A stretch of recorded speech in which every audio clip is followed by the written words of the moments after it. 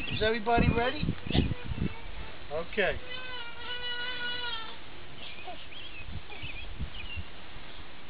All right. Be quiet, Oh, Danielle. that's your sister?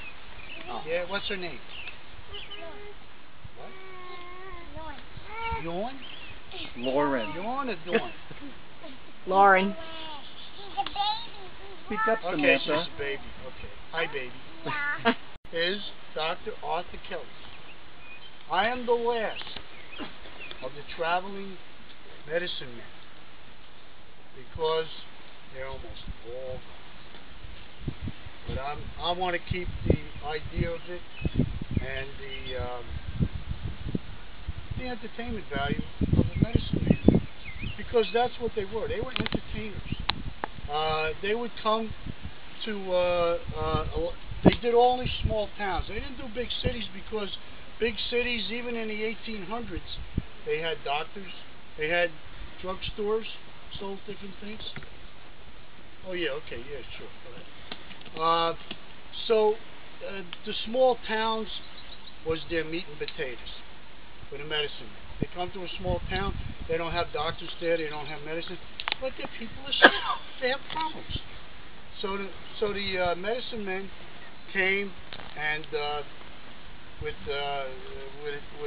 help them. They would have helped. They would have helped with everything that bothered you. What they would do is they come into town. They would have an advanced man. It would be a whole troop. They didn't go around with little carts like this, but it would be a big horse-drawn wagon, and they'd have a whole bunch of people with them. And they'd have an advanced man who would come into town a couple days later. A couple days ahead of time, and they'd put up posters, just like they would for a circus or something. Such and such a day at such and such a time, and usually it was in the evening, Dr. Kelly's medicine show will be here. So everybody was anxious. Word got out to the countryside. All the farm people came in and everything. So they'd have a pretty good crowd. They'd have more people at that show than lived in the town itself. So that was the idea. So they would have it, and then what they would do is they would put on a show. The first part of the show, no pitch, no push for the medicines, no nothing. Entertainment. The biggest entertainment for the small towns was to show up with a couple of American Indians. Because the people in those small towns, especially in the east and in the south, they never got to see an Indian in their life. Because this is the 1850s or so. And by that time they were all out west, and they never saw a real Indian. So bringing an Indian in a medicine show was a big deal, especially in the small towns. So the Indians in the show got a big attention. That ate up half the show. But the medicine man's job was to occupy you and entertain you for a certain amount of time, and then he would make the pitch and get you to buy stuff. So they would do that, and then whatever was with his troupe, and they would hire actors, performers,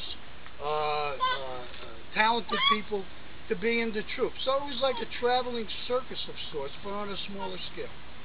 And they might have jugglers, they might have a sword swallower, they might have a flame eater, or just a couple of good singers, or banjo players and stuff. So anything they had to do to get you happy. There was one other part of that show that was not really, the public did not know about at the time. They had shills that traveled with the show, but on as a separate basis. During the show, after the entertainment was over, and the medicine man started to make his pitch, Dr. Kelly, remember 3 nights ago when you were down at whatever such and such a town? I was in the audience. I bought a bottle of your cure. I could not move my arm. It was so painful, I could not move my arm at all. I had to keep it in this position at all times. I took your medicine.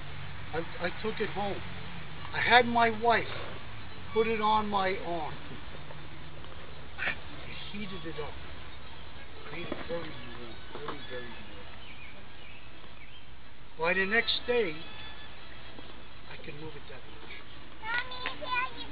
Did it again, 2 days in a row. By the morning of the second day,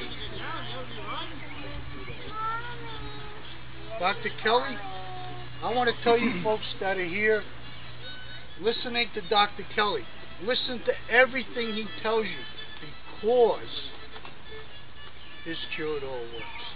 It worked for me. Next thing you know, this lady with black glasses, very old, with a cane, coaches her. Audience, telling how good he did the job with the Dr. Kelly, and this is what it would be like if it was a song.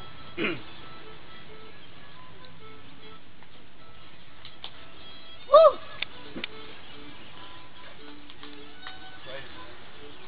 Hold on, I gotta get him to stop playing. He's gonna throw me off.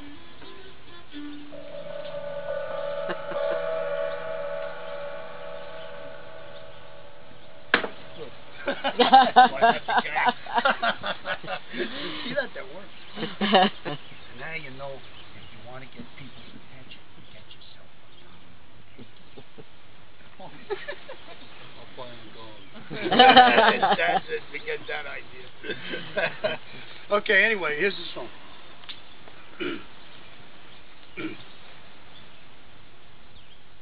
I'm coming from Alabama with a pain upon my knee. I'm going to Louisiana, my true love for to see. Oh, Susanna, oh, don't you cry for me. I'm coming from Alabama with a pain upon my knee. It pained all night the day I left. It really made me cry. Where are you, Dr. Kelly? Your cure I'll surely buy. Oh, Susanna, oh, don't you cry for me. I'm coming from Alabama with a pain upon my knee. It happened on the road to you. I fell and whacked my knee and slid into a thicket of poison ivy.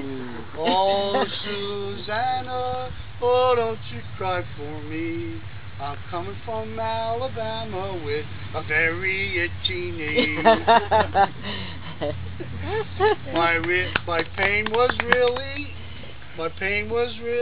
knee was really paining, and the itch was driving me as goofy as a loony bird. Oh, Dr. Kelly, where are thee?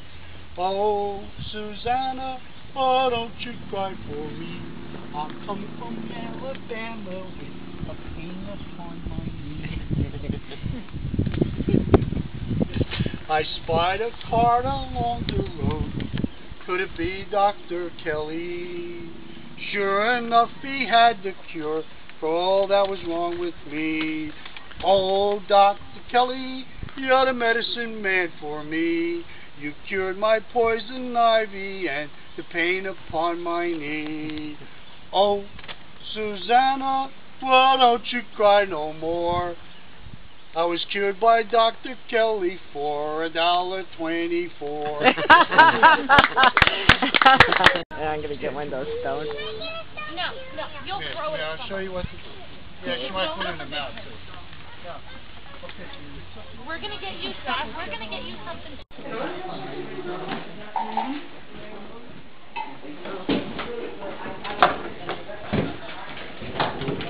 Yeah.